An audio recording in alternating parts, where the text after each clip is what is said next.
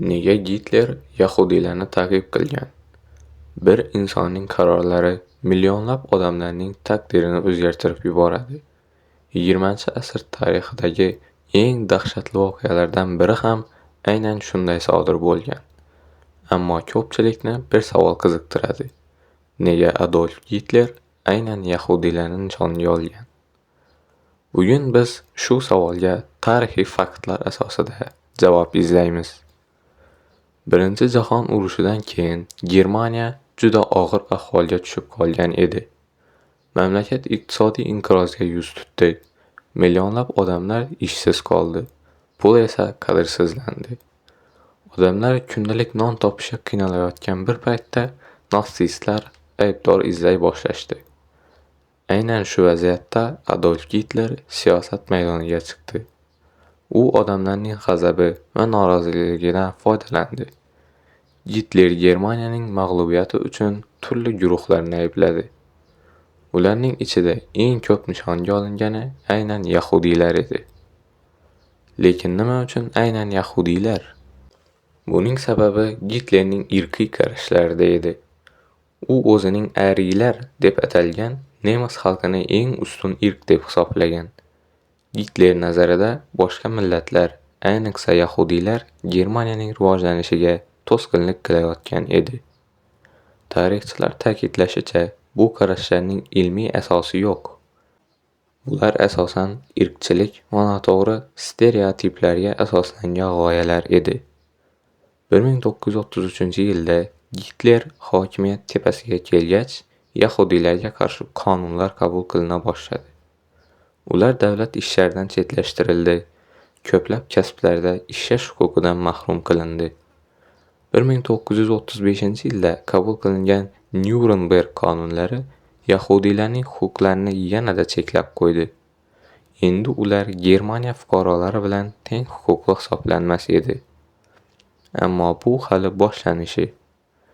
1938-yilda Kristallnacht deb atalgan voqea yuz berdi. Bu kechada yahudiylarning do'konlari, uylari va ibodatxonalari vayron qilindi. Minglab odamlar hibsga olindi. Ikkinchi jahon urushi boshlangach, ta'qiblar yanada kuchaydi. Natsistlar millionlab yahudiylarni gettolarga va konslagerlarga jo'nata boshladilar. Keyinchalik esa tarixdagi eng dahshatli jinoyatlardan biri sodir bo'ldi. Bu voqea Holokost nomi bilan mashhur. Holokost davrida taxminan 6 million yahudiy o'ldirilgan. Ular orasida erkaklar, ayollar, qariyalar va bolalar ham bor edi. Natsistlar ularni peshda yoqar, doriga osar va osonlikcha otib o'ldirishar edi. Bu raqamni tasavvur qilish qiyin. Bu ayrim davlatlar aholisi soniga teng darajadagi insonlarning hayoti edi. Gitlerning maqsadi faqat siyosiy nazorat emas edi. U yahudiylarni butunlay yo'q qilish g'oyasiga berilib ketgan edi. Tarixchilar buni nafrat, irqchilik va ekstremistik mafkuraning eng xavfli natijalaridan biri deb hisoblashadi. 1945-yilda Germaniya mag'lub bo'ldi. Gitler urush tugashidan oldin o'z joniga qasd qiladi yoki chekka Amerika va Argentina davlatlariga qochib ketadi. Ammo uning siyosati oqibatlari millionlab oilalarning hayotida chuqur iz qoldirdi. Bugungi kunda Holokost insoniyat tarixidagi eng katta fojialardan biri sifatida yodga olinadi. Bu voqea bizga bir narsani eslatadi. Nafrat va kamsitish g'oyalari nazoratsiz qolsa, juda katta fojialarga olib kelishi mumkin. Xulosa qilib aytganda, Gitler yahudiylarni iqtisodiy muammolar, siyosiy propagandalar va o'zining irqchilik mafkurasi sabab nishonga olgan.